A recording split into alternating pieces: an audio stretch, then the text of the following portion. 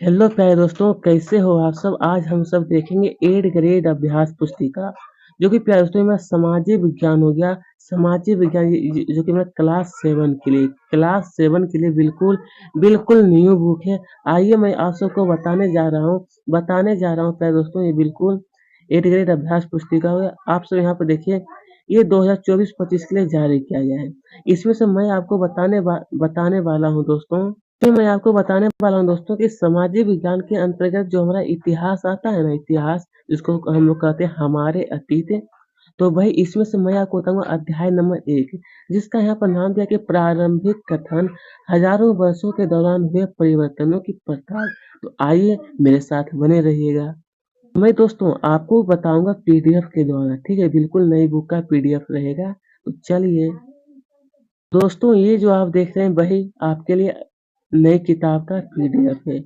आइए हम लोग देखते हैं क्या है कि ऊ- तो दोस्तों आइए इसमें से पहला प्रश्न हम लोग देखते हैं। यहाँ पर पूछा गया है कि ऊपर दिया चित्र, इसके ऊपर में देखिएगा तो आपको एक चित्र दिया गया है, ठीक है। उसके अनुसार बताना था कि सिंचाई की किस प्रौद्योगिकी का है। तो यहाँ पर ऑप्शन दिया कि चरखा है, या फिर ट्यूब वेल है, रहट है, या फिर नलकूप है। तो दोस्तों इसका ऑप्शन नंबर सी जो देख रहे हैं रहट, यही सही है। इसी में आपको टिक लगाना है। आइए, बिल्कुल नई बुक का ये पीडीएफ है।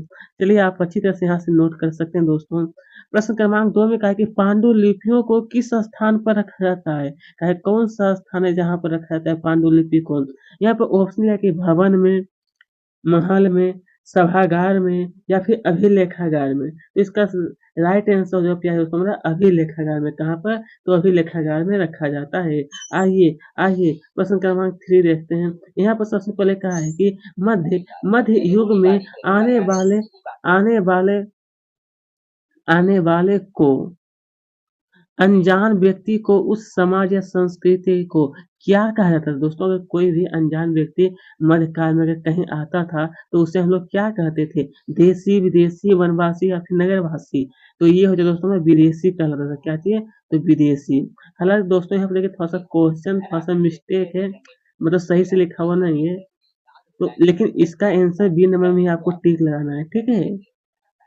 चलिए दोस्तों तब आगे की ओर हम लोग देखते हैं। ये देखिए प्रश्न क्रमांक 4, प्रश्न क्रमांक 4 में कहा गया कि मध्य मध्य युग में बड़े बुजुर्गों की सभा जो अपनी जातियों के नियम बनाती थी, उसका पालन करवाती थी, उसे क्या कहा जाता था? उसे क्या? ऑप्शन ग्राम पंचायत, जनपद पंचायत, जाति पंचायत, या फिर जिला पंचायत, या फिर जिला पंचायत। तो दोस्तों इसका ऑप्शन नंबर सी जो आप देख रहे हैं जाति पंचायत, यह बिल्कुल सही है। इसी में आप सबको टिक लगाना है। आइए आइए ये देखिए आगे आगे ये प्रश्न क्रमांक 5, इसमें क्या है? क्या है? राजपूतों के पराक्रम और स्वामी भक्ति का गुणगान कौन करते थे? क्या है? कौन करते थे? यहाँ पर ऑप्शन दिया है कि सैनिक और सेनापति, कवि और चारण, लिपिक और मुंशी, या फिर राजा और सामंत। तो ऑप्शन नंबर बी जो जो आप देख रहे हैं कि कवि और चारण, यही हो जाएगा, बिल्कुल सही है। इसी में आप सबको टिक लगाना है। आइए आइए और आगे देखते हैं।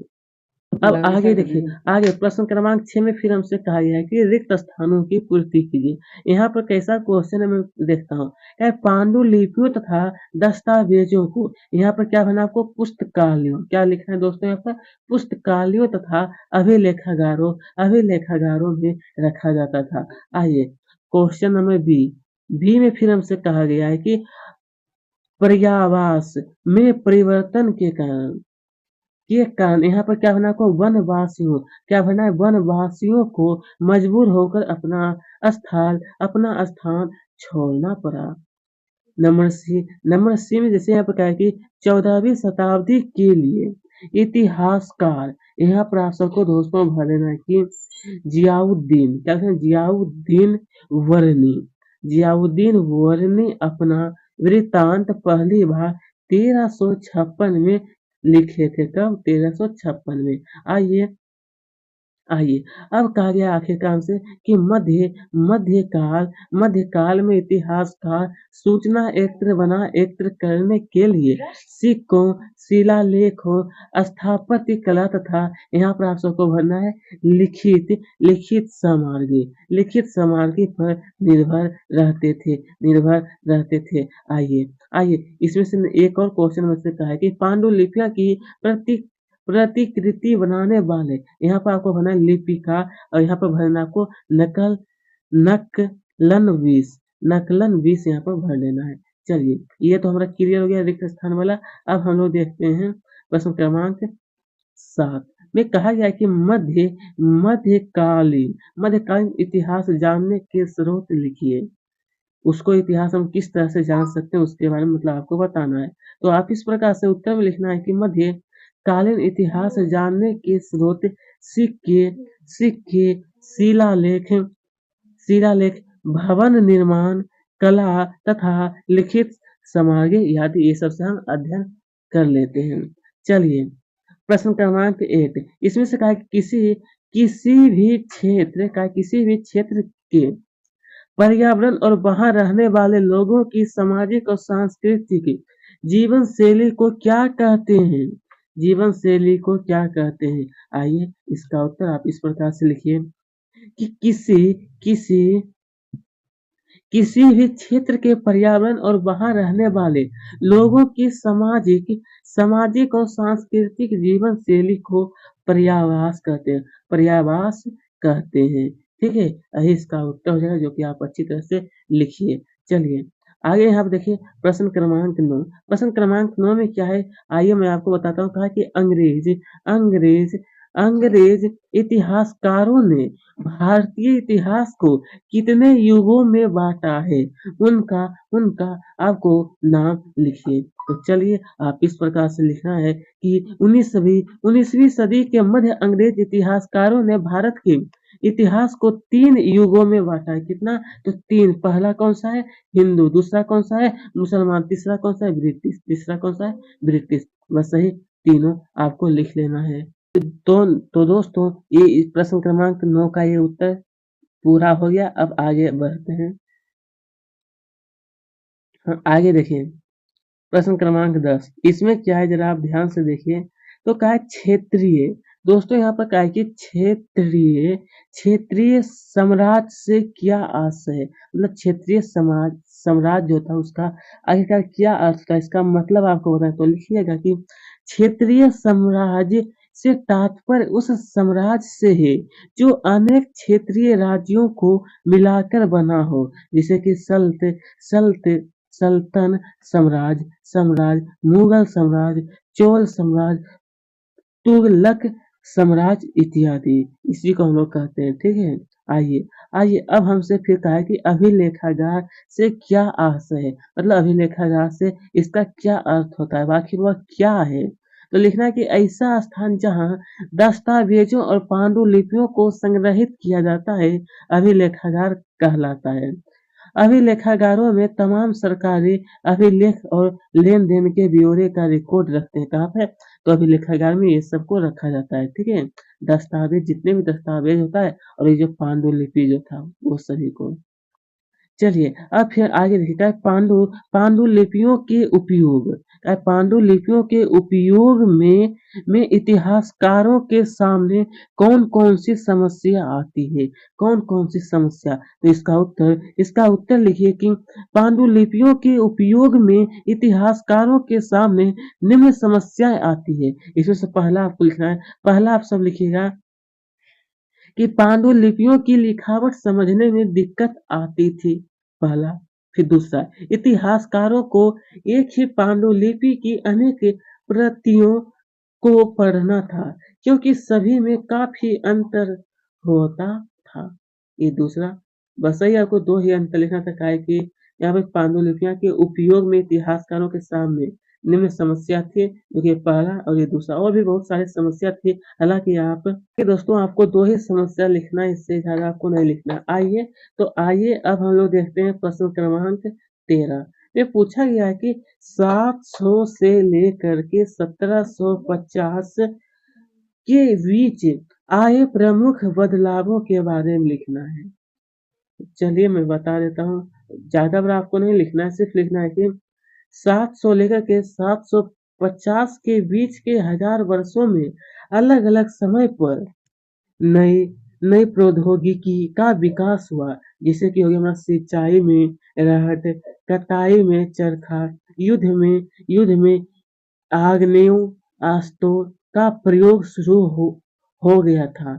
यह काल आर्थिक, राजनीतिक, सामाजिक और सांस्कृतिक में बदलाव भी आया था। बदलाव आए थे, ठीक है, ये समय आर्थिक, राजनीतिक, सामाजिक और सांस्कृतिक में, ठीक है। चलिए अब यहाँ देखिए प्रश्न क्रमांक 14 में हमसे फिर कहा है कि इतिहासकार समय को केवल घड़ी या कैलेंडर की तरह नहीं देखते थे। आखिर वह कैसे? आखिर वह इसका क्या कारण हो सकता है? तो लिखना है कि इतिहासकार समय को केवल घड़ी या कैलेंडर की तरह नहीं देखने, यानी कि केवल घंटे, दिनों या वर्षों के बीतने के रूप में नहीं देखते थे। उनका नजरिया यह है कि समय समय सामाजिक और आर्थिक संगठन में आने वाले परिवर्तनों को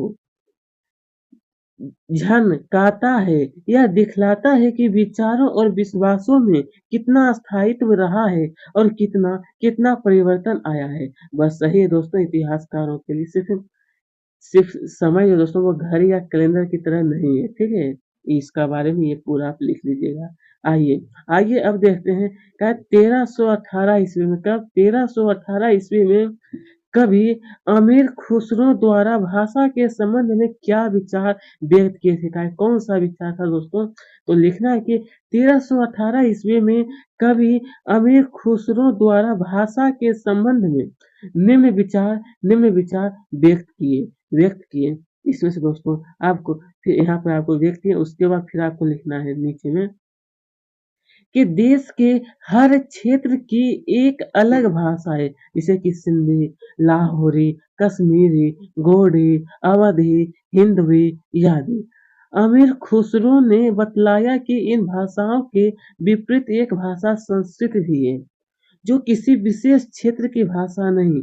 यह एक प्राचीन भाषा है जिसे केवल ब्राह्मण जानते हैं, आम जनता नहीं।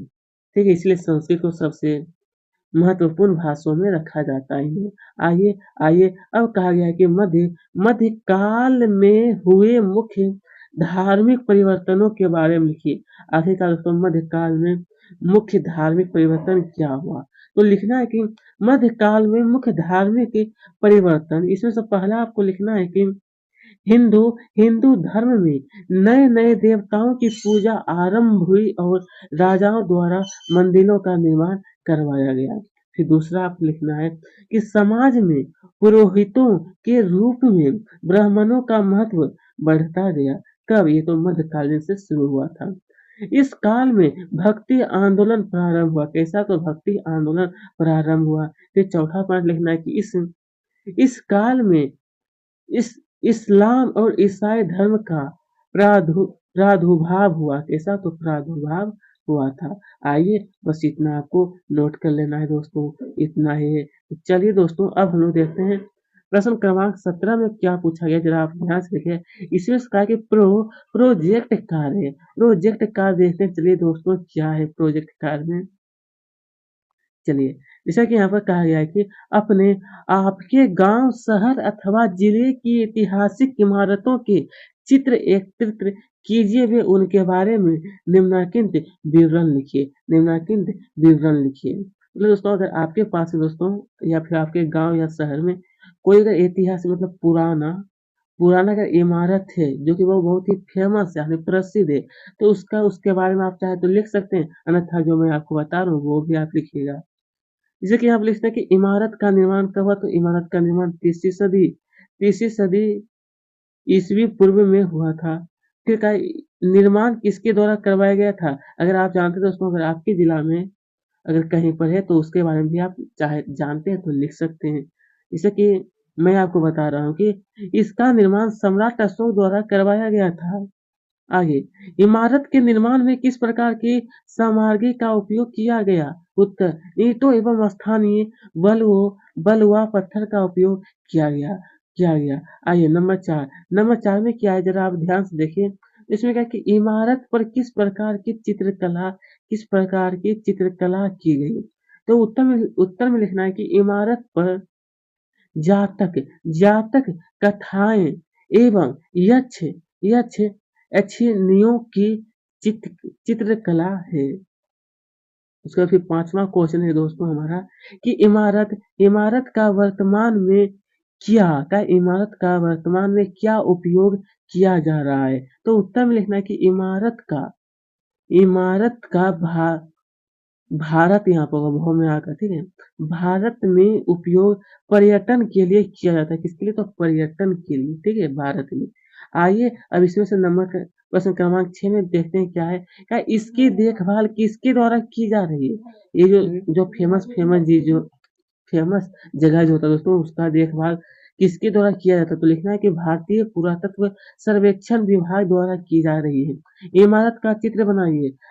इमारत का चित्र हालाँकि दोस्तों मैं यहाँ पे इमारत का चित्र नहीं दिखा पा रहा हूँ। अगर नहीं बनाए तो इससे कोई भी दिक्कत भी नहीं है, इसे छोड़ सकते हैं। ठीक है? तो दोस्तों आप सबका बहुत-बहुत धन्यवाद। फिर से हम लोग अगले अध्याय के साथ मिलेंगे। ये तो हमारा था दोस्तों अध्याय नंबर 1। मैं आज ही आपको बता देता हूँ कि अध्याय 1, 2, 3, 4, 5 आज ही मैं सभी वीडियो को मैं अपने चैनल पर अपलोड कर दूँगा। थैंक्स आप सबका।